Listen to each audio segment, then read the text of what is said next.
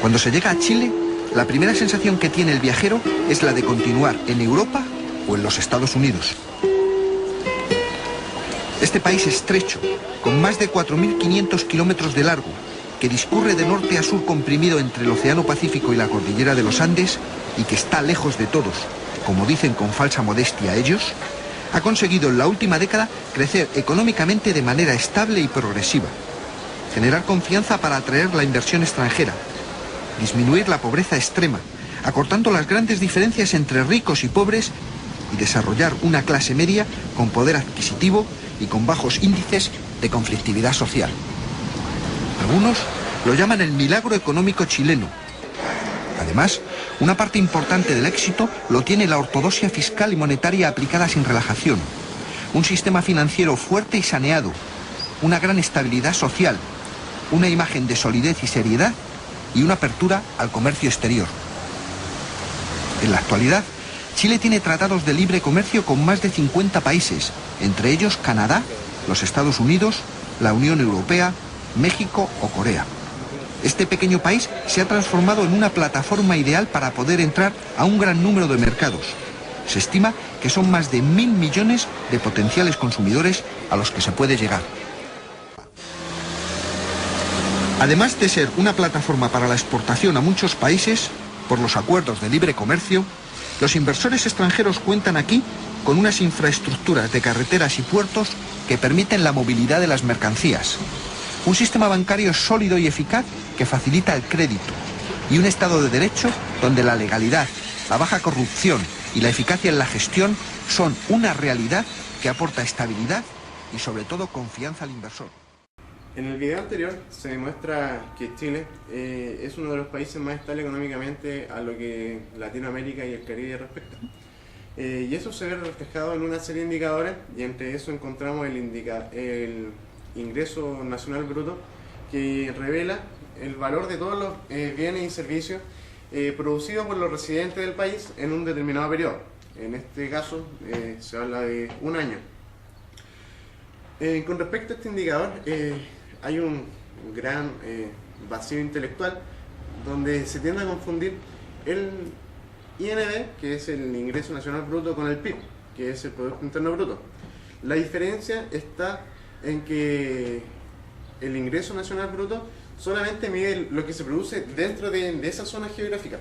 En cambio, el Producto Interno Bruto va a medir o a cuantificar todos los valores producidos dentro y fuera del país.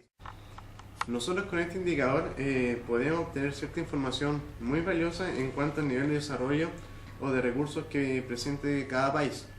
Chile tiene una gran riqueza natural que es explotada por empresas nacionales, y estos productos están altamente tasados alrededor del mundo. En este trabajo nosotros planteamos la siguiente hipótesis. El promedio anual para el año 2009 del INB de los países de Europa es mayor que el promedio de los países de Latinoamérica y el Caribe.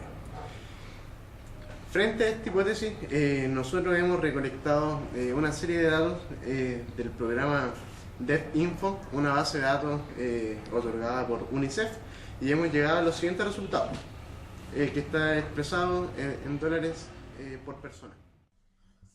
A continuación, se muestra para cada continente los valores mínimos y máximos de INB. Por ejemplo, en Latinoamérica y el Caribe Haití tiene el valor más bajo de INB con $995, mientras que el valor más alto lo tiene Barbados con $12.196. Por otro lado, en Europa, el valor más bajo es de la República de Moldova con un valor de $1.590, mientras que con un valor muchísimo más alto, el cual es obtenido por el Principado de Mónaco con $3.900. El valor de los promedios de INB en Latinoamérica y en el Caribe es de $5.330 con una desviación de 3.205.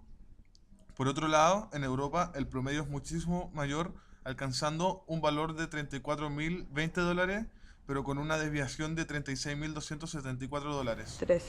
La distribución normal es un modelo de probabilidad de variable continua que con más frecuencia aparece en fenómenos reales. La gráfica de su función tiene una forma acampanada y asimétrica con respecto a determinado parámetro. Cuando una variable sigue una distribución normal, será mucho más probable observar ese dato cercano al valor medio que uno que se encuentre muy alejado de este. Es por eso que los datos más probables siempre se agrupan en el centro, mientras que los menos probables se ubicarán dentro del área más pequeña o en los costados. A continuación, mostramos los gráficos para la distribución normal obtenida para cada continente. Para realizar los gráficos de distribución normal, se agrupan los países en determinados rangos de valores de INB per cápita. Luego, se agrupan en el eje X. En el eje Y se observa la frecuencia obtenida por cada grupo de países en particular. La gráfica de esa función está determinada por la línea roja. Luego, expresados en la línea azul, en el eje X se encuentran nuevamente los grupos de países, pero esta vez en el eje Y, a la derecha, se observa la distribución normal esperada para ese grupo. En el gráfico siguiente se muestran los mismos datos, pero esta vez para los países de Europa.